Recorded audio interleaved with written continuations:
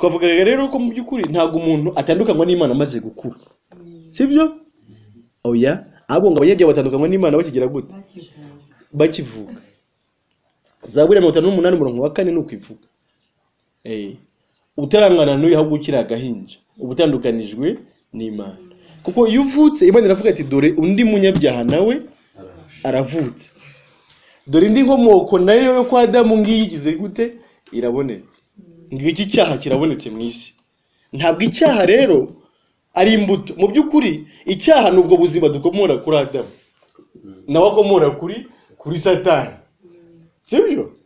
Bwo kwigomeka ku Mana. Hanyuma ibindi gutukana ariko bingana no kuririmba muri korali. Bingana no gusenga y'ubutayu. Byose ni imbuto ziza nyuma. Ariko sibyo byaha nyirizina. Ubundi izo ni imbuto z'icyaha. Birikumvikana? Burya umurozi ntago aba umurozi mu gihe yaroze umwana agapfa. Ahubwo ni umurozi nyine kuko agira n'uburozi mu rugo. Sibyo? Niyo nta muntu yaba yaroze uwo munsi aba ari umurozi. Aramutse aroga abana bavuye ku ishuri bataye.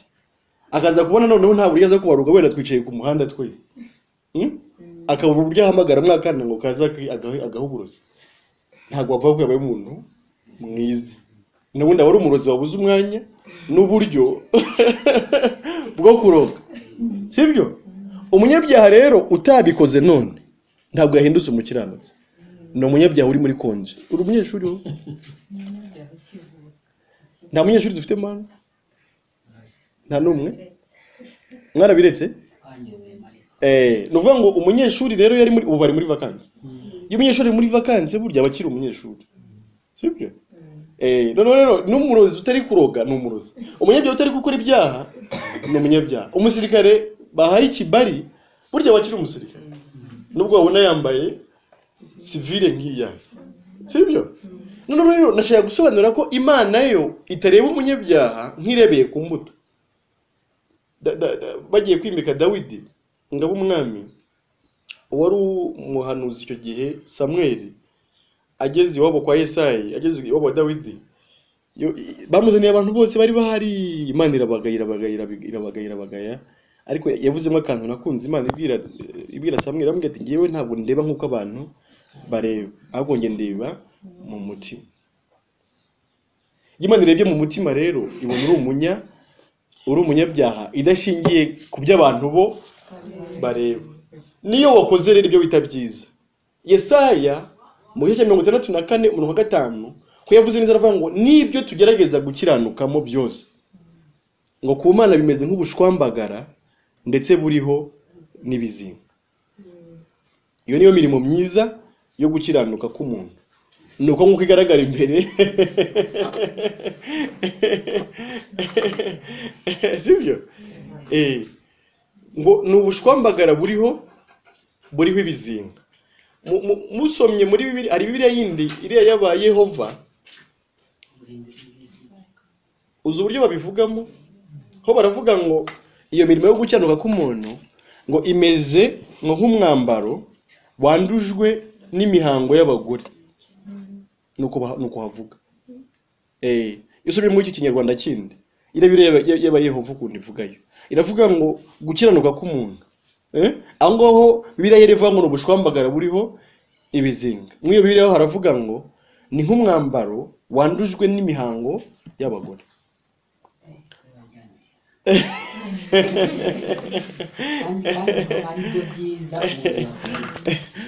Iyo niyo mirimo myiza yo gukiranuka k'umuntu.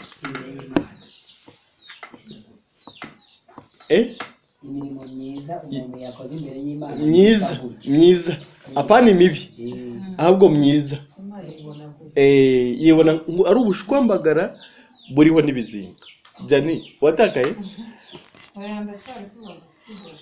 Uracyari kwibaza ko ariko uwumvisha impamvu ntiwayumvishe se? Impamvu ni bwa buzima bw'icyaha. Impamvu ni ya kamere y'icyaha. Mwene magambo iyo ukoze ibintu byiza ukanabigaragaza imbere y'Imana ngo Mana ngo urabona ko nakoze neza, ihita kubwira ati nibyo wakoze neza nka Satani. kubera ko ubwo bwenge bwo gukora ibyo ngibyo, ubwenge bw'icyiza n'ikibi bukomeye kuri nde, kuri Satani. Nawe ufashemo ibyiza muri ibyo ngo urabinzani, sibyo? Mwe nibagambo uri kurata Satani ukavuga ati dore ibyo yambwiye nibyo byiza, wewe wari warambeye, urambwiye ngo ninkiryaho no gupfa nzapfa, ahubwo dore ndabona nariyereye utubuto twiza, ahubwo ndi kukuzaniraho ngo nawe ufateho.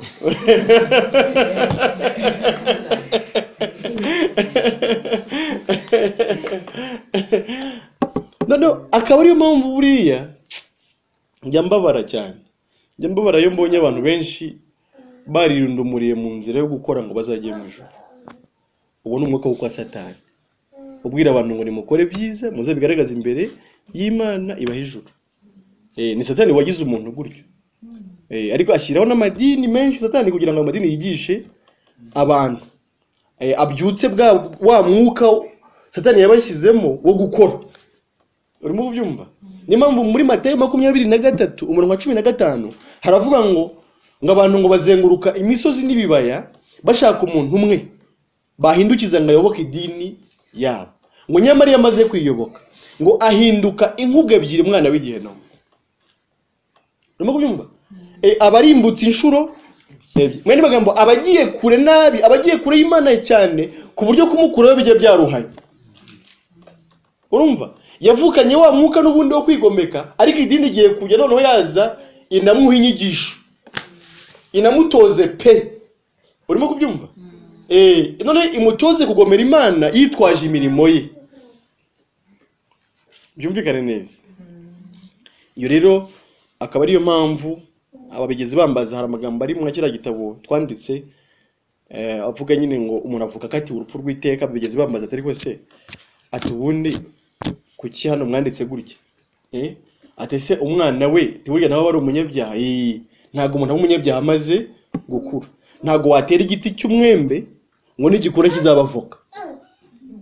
Biri kumvikana? Ahubwo ruba urubuto rw'umwembe rukazakoroka igiti cy'inganza marumbu.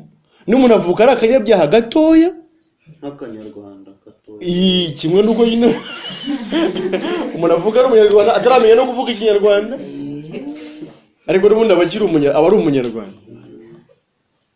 Hanyuma cyo kuri yukuze ugenda ugaragaza noneho bwa buzima bukurimo. Uyu nguyu arumye nyina yarakaye nibwo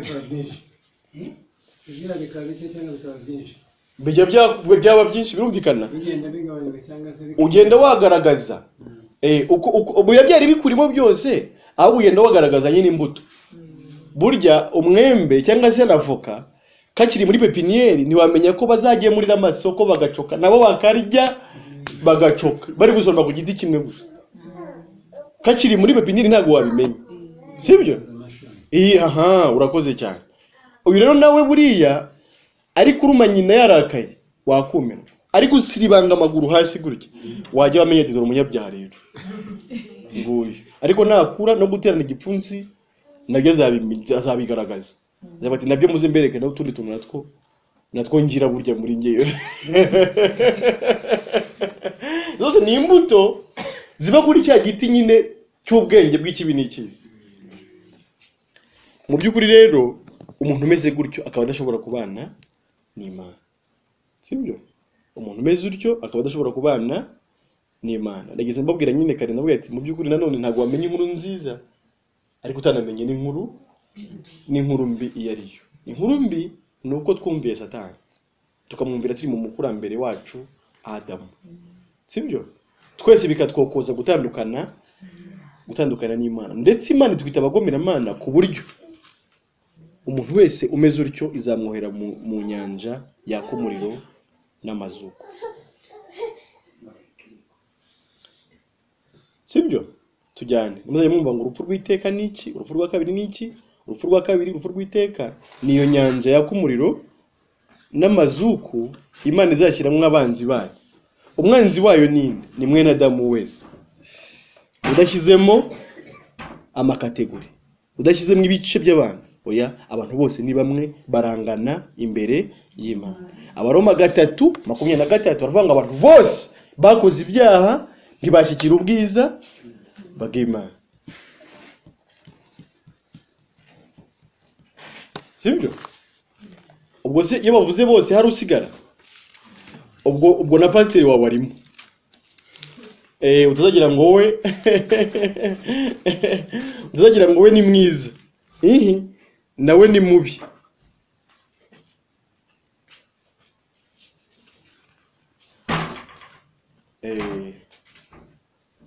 Aho nabyo biradufasha. Sibyo? Ego. Ni kizimyamwoto.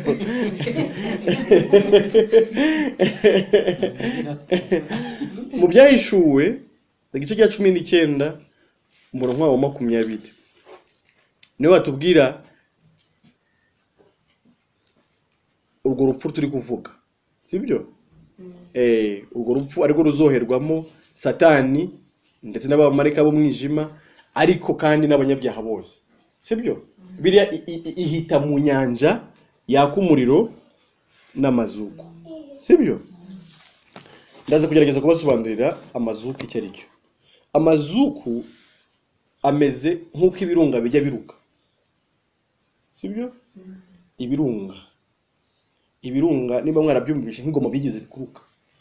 Ibintu bivamo mu kirunga bimeze nk'ibikoma. Ni bene ibyo.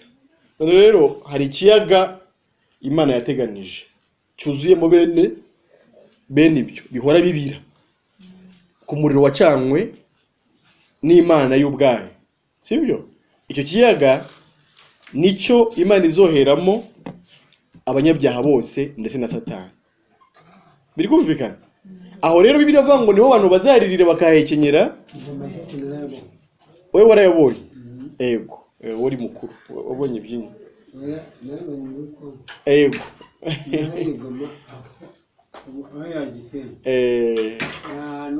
ukora mu buryo amazi yose ukora nizire ko atari amashyuza yo.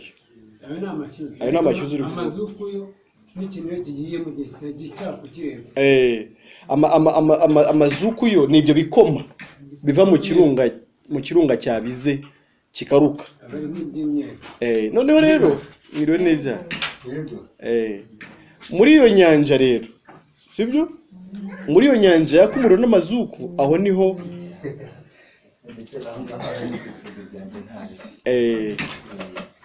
aho niho abanyabyaha bose bazajugunywa. Sibyo? Ariko ngaruke ku kintu twahereyeho. Iyo tuvuze abanyabyaha ntabwo tubishyize mu byiciro. Sibyo? Ntabwo dushyize mu byiciro. Nta byiciro by'abanyabyaha bibaho. Abanyabyaha bose barangana imbere y'Imana. Niyo tugiye mu mategeko nkuko Yakobo abyandika, Yakobo igice cya 2 umurongo wa 10 n'uwa 11 aravuga ngo iyo umuntu yitondeye amategeko y'Imana yose agasitara ku itegeko rimwe aba yacumuyeho yose. Biri kumvikana? Bikabivuze ngo iki? Bikabivuze ngo nta munyabyaha gakeya ubaho, nta n'umunyabyaha cyane ubaho. Ku Mana abanyabyaha bose barangana. Ukora ibyaha 100 n'ukora kimwe bose barangana. Sibyo? Kuko Imana irera muri yo ngo nta nagacu ko guhinduka kabamo, nta kijima na gake kabamo.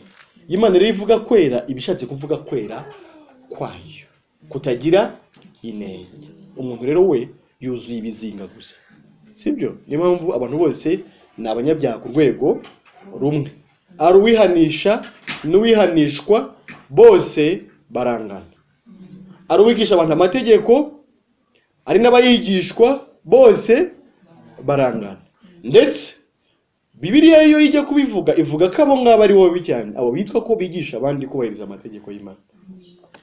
Mateyo 23 umurongo wa 4 gutyo Yesu yarabivuze. Yaravuze ngo ni indyarya bene abo bantu ngo kubera ko bahambira imitwaro iremereye cyane ngo idanaterurwa ndetse ngo bakayikoreza abantu n'umurongo wa 4 bakayikoreza abantu ku ntugu zabo ngo kandi nabo badashobora gutungaho n'umutwe w'urutoki.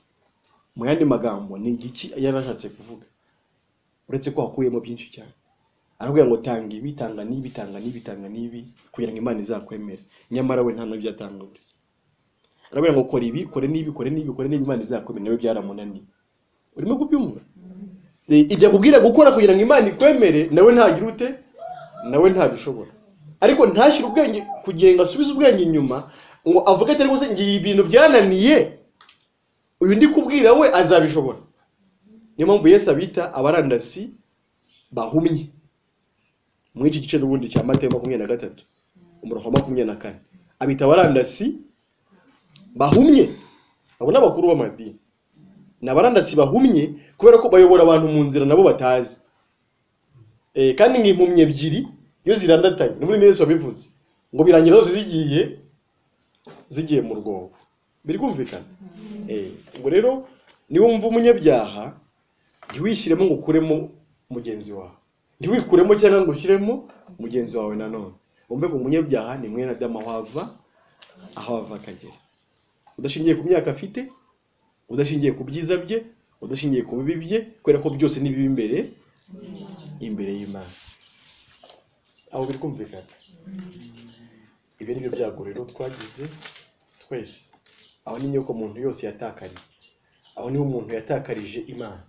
Aho ni umuntu yatandukaniye n'umuremyi we. Sibyo?